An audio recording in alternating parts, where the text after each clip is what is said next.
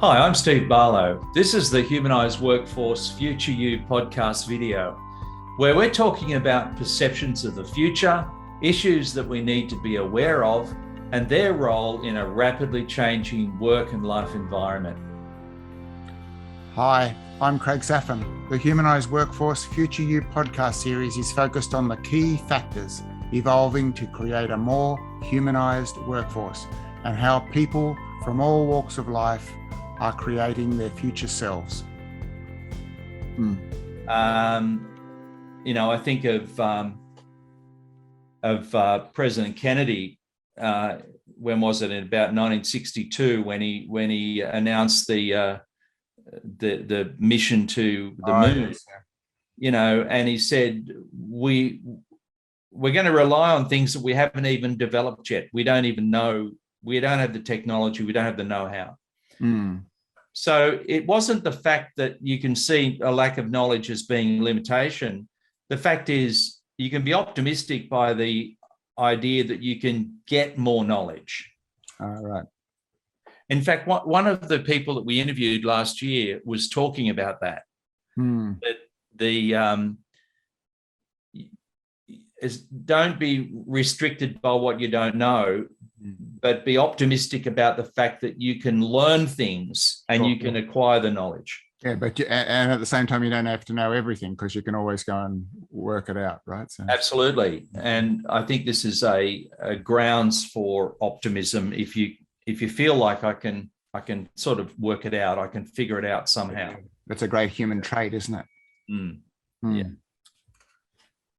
So maybe we should move on to the idea of continuous change. The fact that we can make change.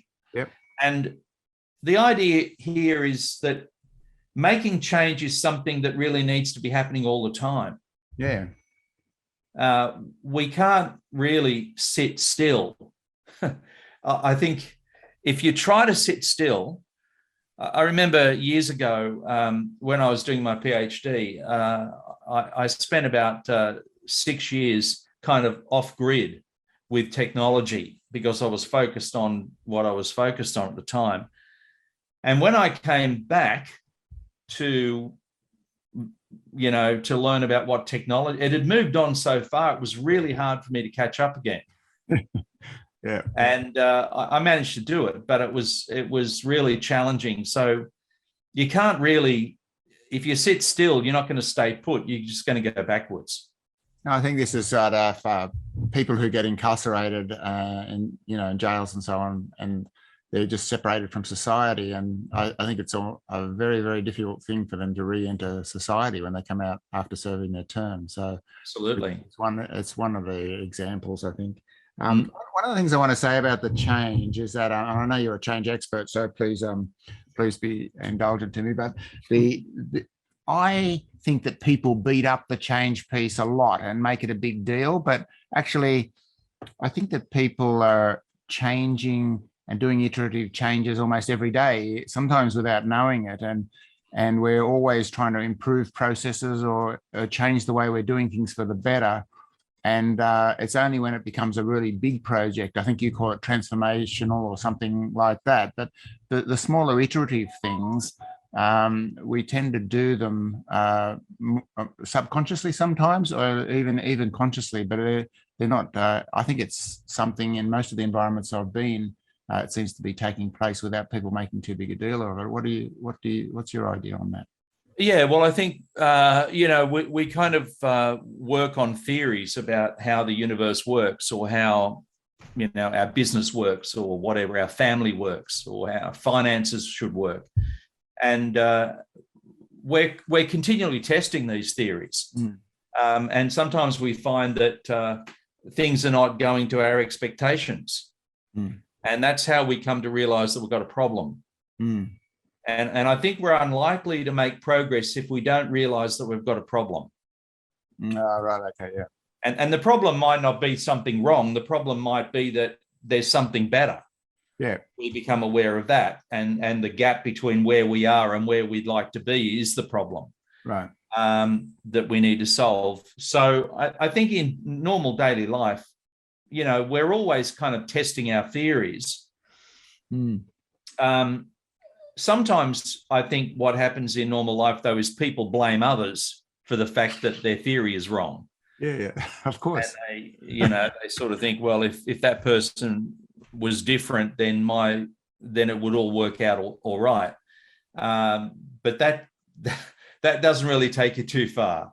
Yeah. You eventually have got to kind of realize that maybe my theory is wrong. Maybe my It's interesting, expectations. isn't it?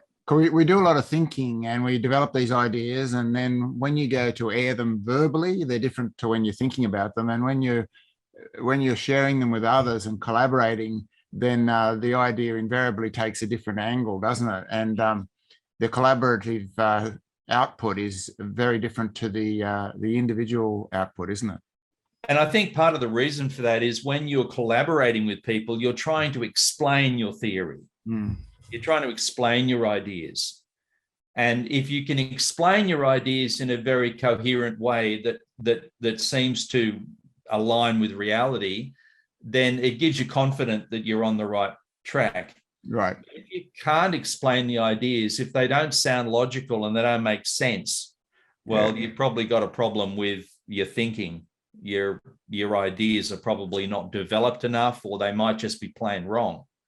Yeah, we always had a family joke. Actually, my dad was a big thinker, and he used to bring us in halfway through his the discussion he was having in his head, and it was what the hell are you talking about, or what is the context? But you're right. People need to be able to tell it and convince a little bit, and it's a good way to actually road test an idea or a change or change thought or something like that. Just having it yourself. Definitely people are stronger through that, being able to bounce ideas around and to collaborate, I think, aren't they? And the ideas that we get and the solutions are much, much superior, I think is. Well, I think it's a key thing in teaching too. If you can actually explain some ideas to someone else who doesn't know about it, or even if they do know about it, it helps you to clarify your ideas yourself. It forces you to put them together and to be disciplined about that. And some people write books just to do that. They're not really writing them for other people. They're writing them for themselves because just to capture, right? To capture the concepts and stuff. Yeah. It helps you to bring it together, and it's hard work. But it is hard work. But I find personally that the great thing about collaboration on these thoughts and the change ideas is that they're more likely to be implemented, because a lot of people think stuff to themselves and stuff and nothing ever happens to it. But there does begin to be a bit of momentum and an impetus to actually execute when you're sharing ideas with other people, I think. Well, I think also the ideas can become more executable because, you don't know what you don't know. So in conversation with someone, you might learn a bit of the puzzle that you hadn't kind of figured out yet. Correct. Yeah. And then you say, oh, okay, now I can understand how this thing works. So, look, we're probably running out of time here now, but I think that there's a lot more things we could say about continuous change, whether it be little incremental change or big transformational change. One way of looking at it would be in relation to a car. So an incremental change could be, I've got a problem with my car, I need to get it fixed. Right. And you drive it a bit more and then your tires wear out, so you've got to fix those. And then your brakes wear out, you've got to fix those. Yeah. So this is like incremental change. You're fixing problems on the go, but you're still staying with the car. Whereas a transformational change would be swapping the car out for a different vehicle. And the reason you might do that is because it no longer suits your needs or your purposes. And you figure you don't need a car like that. You need something else in order to get the job done. And so that's sort of the idea of a transformational change as opposed to an incremental change. But anyway, I don't know what you think, but I think that if we can navigate these adapting and changing and get good at that, then we've got a pretty good grounds for being optimistic. We have got a lot of grounds for being optimistic, because being able to, if you are in a dire situation, which is what we've been talking about, and being optimistic requires you to have that capacity and that ability, not even the capacity, but the ability to adapt. And then being able to put in place a proper change program, whether it's iterative changes over a period of time, or whether it's a transformative change that's going to really turn things on its head a bit, or put in huge new systems and processes that change the way things are done in your organization or in your life. So I think to be optimistic, you have to be able to make those choices and to go down that continuum, I think. I think it's the grounds for optimism is not the fact that you know it already, but the fact that you can learn it. Yeah, that's. I think that's good. And a lot of the people we interviewed leading up to this had that as that continuous learning piece, or having that the willingness and ability to be able to learn and solve a problem by learning new things, and not being fazed by the fact that you didn't know something. So, yeah. Oh, that's great. Very exciting. Anyway, there we go today, Craig.